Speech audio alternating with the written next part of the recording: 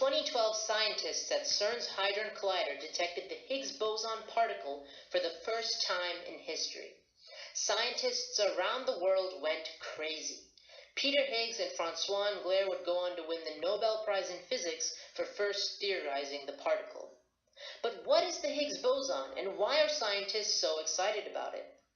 In order to understand these questions, we first need to understand the Higgs field. In physics, a field is something that gives particles properties. A swimming pool is a great analogy. The only way for you to swim is for you to be in a pool. The pool gives you the property of being a swimmer. In this manner, particles acquire certain properties when in a field. What property does the Higgs field give?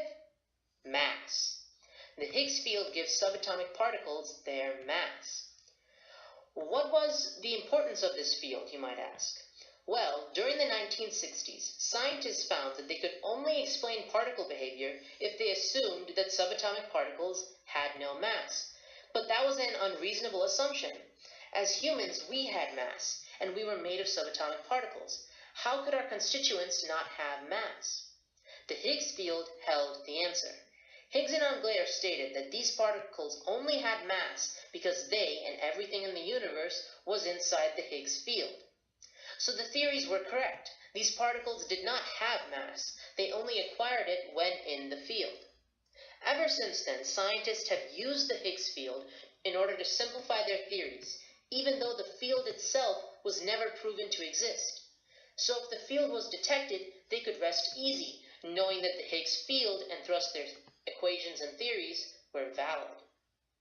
But unlike a swimming pool, the Higgs field is invisible. So how would scientists be able to detect the field? This is where the boson comes to play. Let's turn back to our pool analogy. When you slap the surface of a pool, the water absorbs the slap's energy and forms a splash. If you see that splash and you know that only a pool could create it, you know that the pool exists. Similarly, when experimenters slapped the Higgs field by smashing two protons together, the Higgs field absorbed that energy and formed a splash that scientists call the Higgs boson particle. Higgs and Englert had theorized that such a splash could only be created by the Higgs field. So when the boson was detected, the field had to exist.